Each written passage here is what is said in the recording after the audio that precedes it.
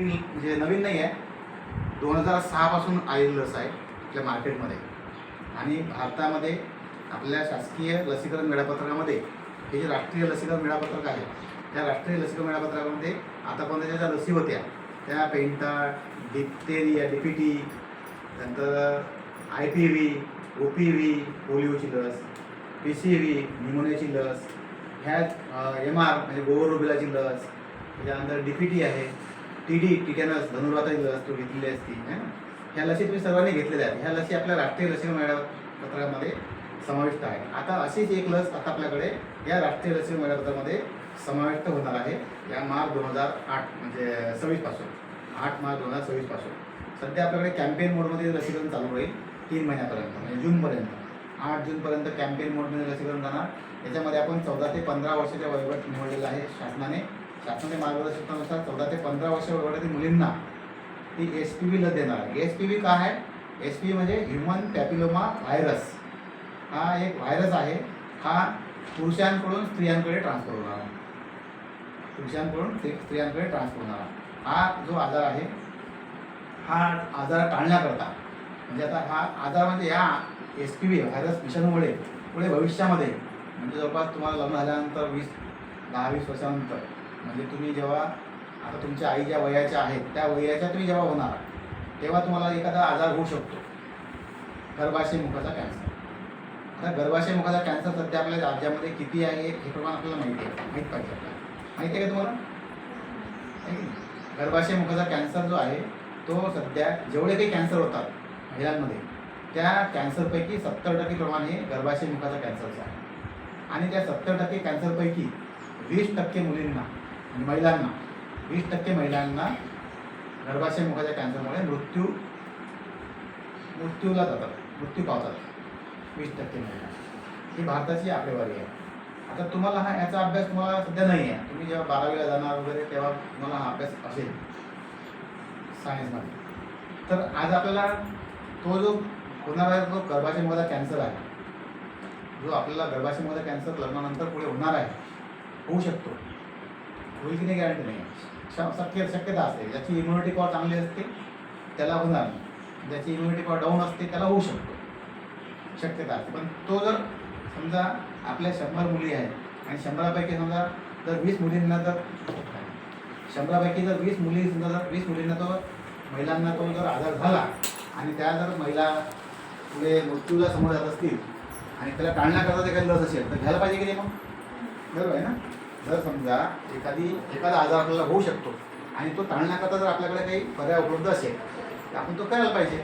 आता आपल्याकडे तो HPV आतापर्यंत आपल्याकडे नव्हता. इतर देशांमध्ये 2006 पासून चालू आहे.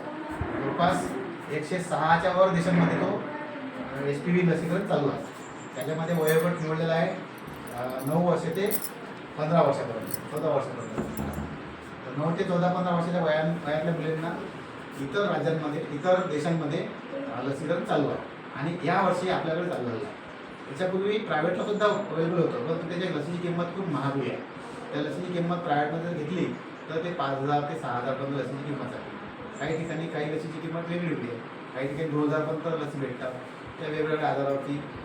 म्हणजे ह्या गर्भाशय मुखाच्या कॅन्सरच्या ज्या लसी आहेत HPV याचे वेगवेगळे कंपन्या असतात, त्याचे वेगवेगळे टाईप्स असतात. आपल्याकडे 4 टाईपमध्ये लसीकरण आहे, 6, 11, 18. तर हे जे HPV लस आहे ही HPV लस गर्भाशय मुखाच्या कॅन्सर व्यतिरिक्त अजून काही कॅन्सर असतील त्या कॅन्सरवरती काम करते. आपल्याला मेन आहे त्यातला गर्भाशय मुखाचा कॅन्सर. त्याच्याकरता HPV आपल्याकडे आलेला आहे आणि त्याचा ह्युमन पॅपिलोमा व्हायरस हा जो आहे ही लस घेतल्यामुळे त्या व्हायरसमुळे होणारा जो गर्भाशय मुखाचा कॅन्सर आहे तो पुढे भविष्यामध्ये होणार. त्याच्याकरता तुमचा वयोगट म्हणजे तुमचा 14 ते 15 वर्षाचा आहे. तुम्ही 8वीमधले की 9वीमधले? 9वीमधले. तर तुमचा 15वा बर्थडे झाला पूर्ण कोणाचा झाला नाही, बरोबर. तुम्ही म्हणजे 14 ते 15 वर्षाच्या वयोगटातील आहात. तुम्हाला लोकांनी हे लसीकरण घ्यायला पाहिजे, बरोबर. लसीकरण का घ्यायला पाहिजे सांगा तुम्हाला? गर्भाशय मुखाचा कॅन्सर पुढे होऊ नये. लग्न सगळ्यांनी होणार आहे ना. लग्न या गावामध्ये जेवढ्या काही तुमचा मुली जन्माला येतात त्या सगळ्यांचे लग्न होत असतात. एका वयानुसार, विशिष्ट वयानुसार त्यांच्या लग्नाचं वय ठरलेलं असते. त्या वयानुसार आईवडील तुमचं लग्न लावून देतात, बरोबर. आणि मग तुम्हाला मुलं बाळ होतील पुढे भविष्यामध्ये. आणि भविष्यामध्ये तुम्ही आज तुमच्या आईच्या वयाचे त्या आईच्या वयाचे होणार आहे ना.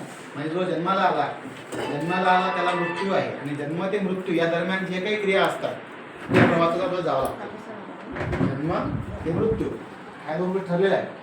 जन्म हा ठरला होता, मृत्यू पण ठरलेला आहे. फक्त तो जो प्रवास आहे मधला, त्या प्रवासामध्ये आपल्याला त्या अजून जावं लागणार. मग त्यामध्ये सगळे आपले आता लहानपण आहे ना, नंतर किशोरवयीन, तुम्ही किशोरवयीन आहात, नंतर मग तुम्ही लग्नाला येणार, बरोबर आहे, लग्न होईल, नंतर तुम्ही मग माता होणार, गरोदर माता, स्तनदा माता, नंतर तुम्ही मग पुढे भविष्यामध्ये म्हातारा पण होणार आहे की नाही, आणि मग आपण मृत्यूला जाणार आहे. म्हणजे हा वयोगट असतो आपला.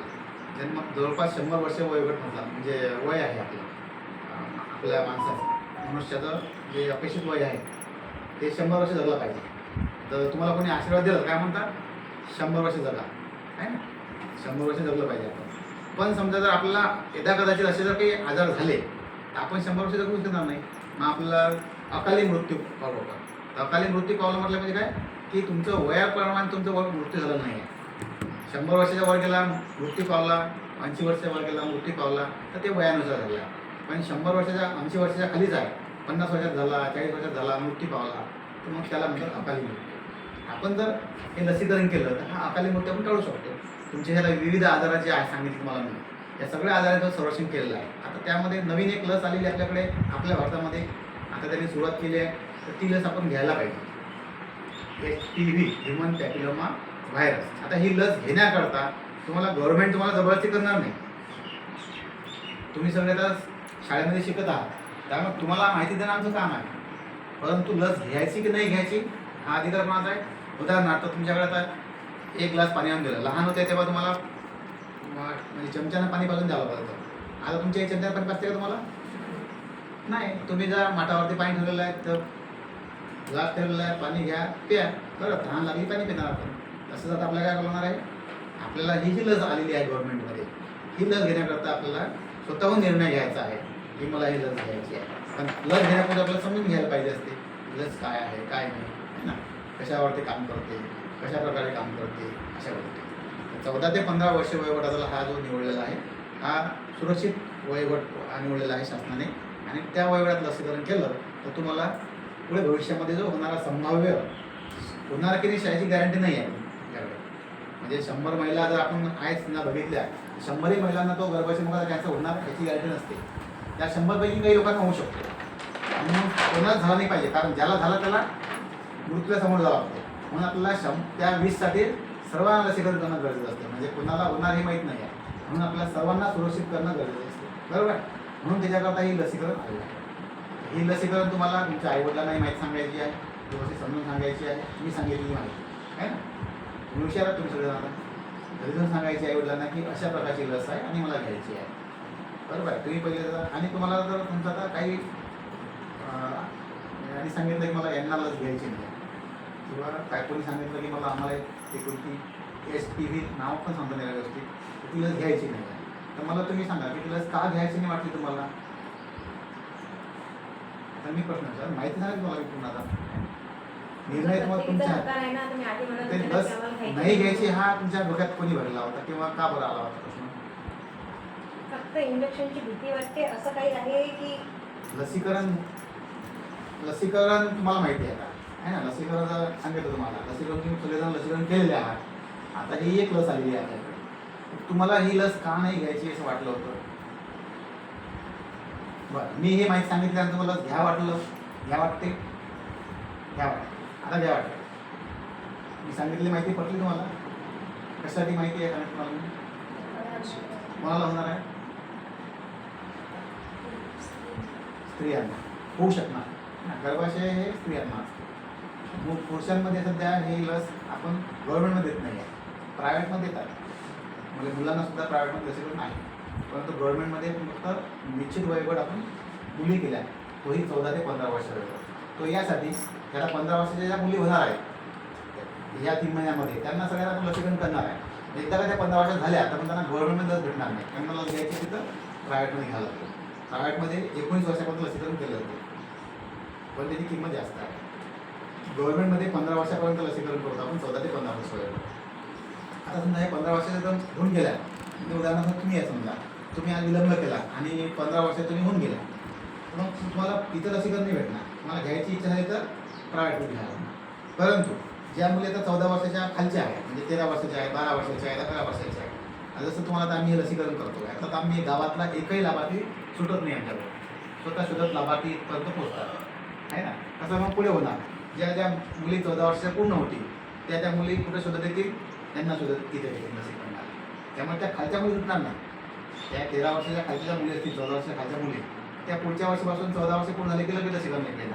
प्रॉब्लेम कोणता फक्त सध्या 14 ते 15 वर्ष वयातला. हा जर वयोगट सुटला सध्या, तर मग त्यांना पुढे लसीकरण घेण्याकरता थोडा त्रास होईल. मग त्यांना आपल्याकडे लस भेटणार नाही, कारण एकदा का एज क्रायटेरिया ओलांडला की मग लस आपल्याला नाही भेटू शकत.